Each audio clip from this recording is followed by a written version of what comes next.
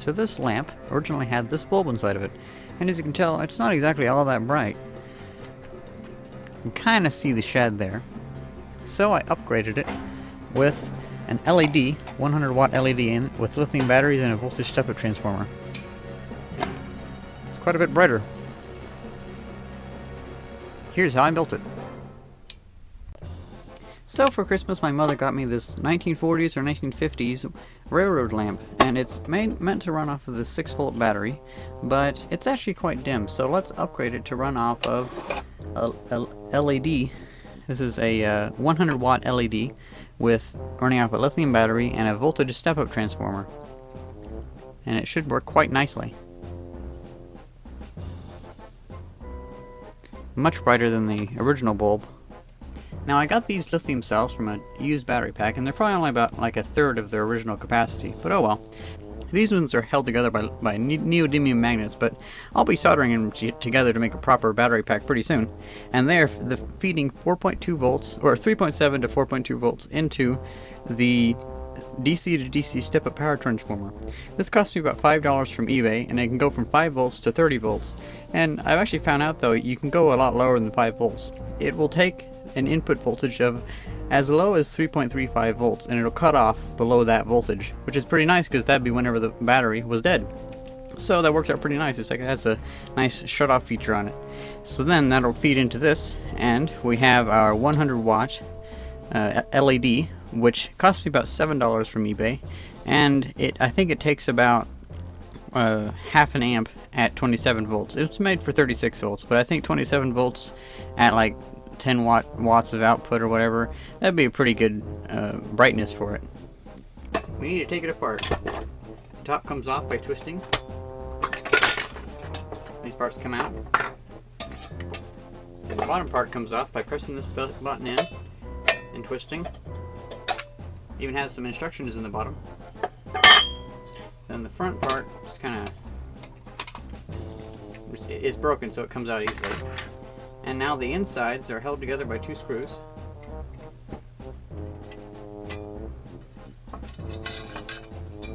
And that's the entire insides of it. You have the switch that switches between the 2 light bulbs. And there we have our empty flashlight, ready to put our battery and stuff inside. Should fit pretty nice. So now comes the part of mounting the LED inside of the flashlight. What I have is some small bolts, and I'm going to glue the bolts onto inside of the reflective globe housing thingamajig. And to keep it so these bolts are parallel at the same size of the LED, I just put 2 LEDs together and I tighten them down. And so then I'll put a dab of glue on here, or I might put a dab of glue in here, and I'll sit it down. I'll let it dry and solidify, then I'll unscrew these nuts and pull off the LEDs, and I can put them on and pull them back off, and I can always tighten them down or whatever, and that way I'll have 2 nice mounting bolts to hook my LED on there.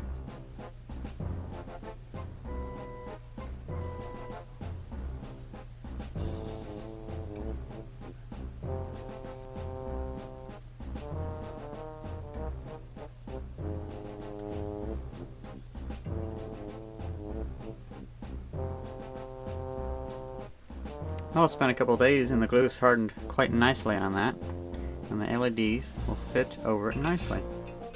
And then I can screw that down, and I have a nice little mounting point for this LED, or if I use it for another project later on. And now the next step is we need to make this into a proper battery pack, and we need to solder some leads onto this LED. And the soldering iron's already pretty much warmed up, so let's go. First of all, I'm going to remove the magnets from it.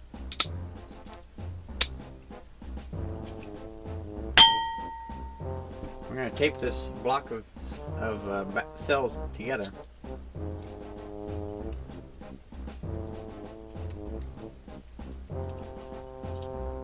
And for connecting the cells, I'm just going to try some paper clips, because I'm not going to be pulling much power from them, so the small wires of paper clips could definitely handle the current.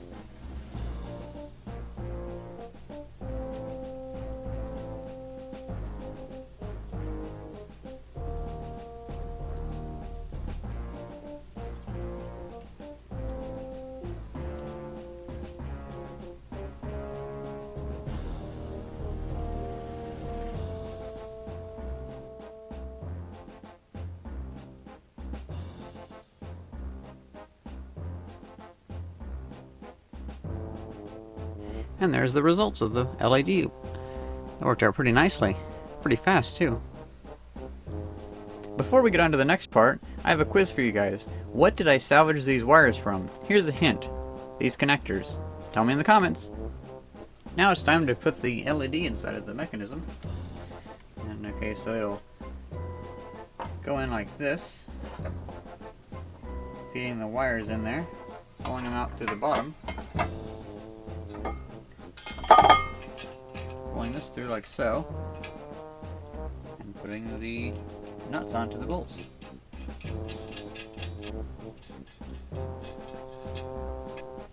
Now as for the switch for turning it on and off, I want to have a small one that would fit inside here, so I scrounged this printing press control unit and got a nice little switch that I can use.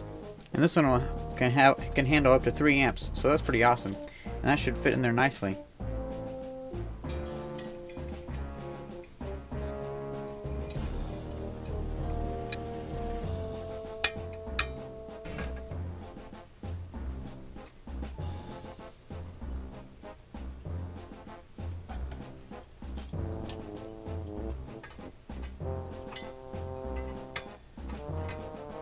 So now I have it all connected up, and let's test it out. Works nicely.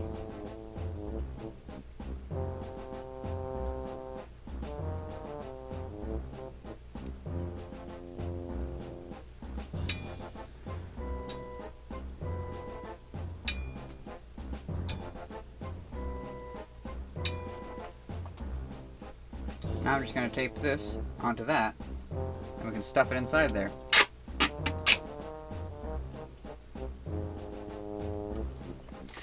And I'll wrap it in some bubble wrap, just to keep it safe.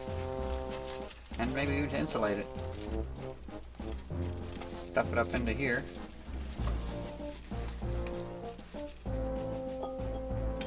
And put the base on.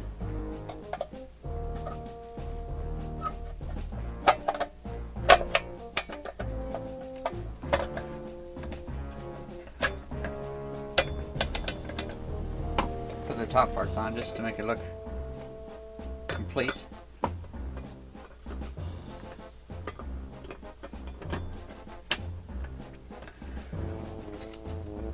Maybe even put the front glass back in for plastic. There we go. Fully functional LED lamp.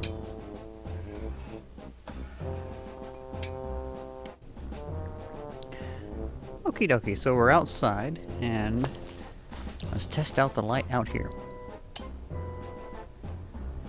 This is definitely pretty bright.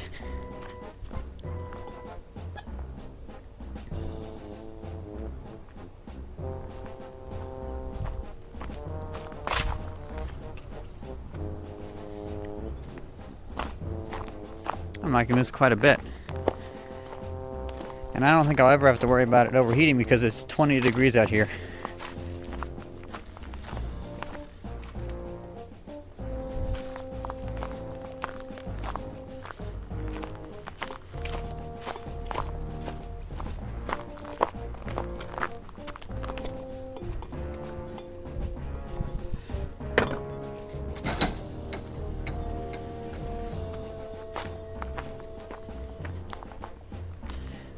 Lights up the yard pretty nicely.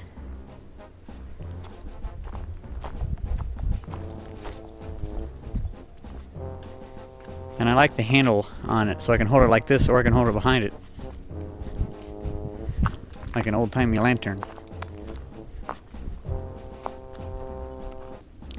And I gotta say, this flashlight upgrade has left this flashlight as probably my go-to flashlight now, because it's probably gonna fill pretty much any need that I'll ever need, at least for the next couple of years, until I figure out a way to make it even brighter. And I already have ideas for other upgrades for it too. I can take the top part and I can put an LED on there also. And I'm wanting to get a USB charger, so I can have a USB plug on the end and I can charge the lamp with a USB connection. That'd be awesome. Maybe even add like a little voltage regulator thing where if I take the bottom off, the entire battery module comes out as like a 3D printed shell and it has the voltage meter already in it. But I have to say that is definitely a step up from that. I hope you enjoyed this video and thanks for watching. See ya!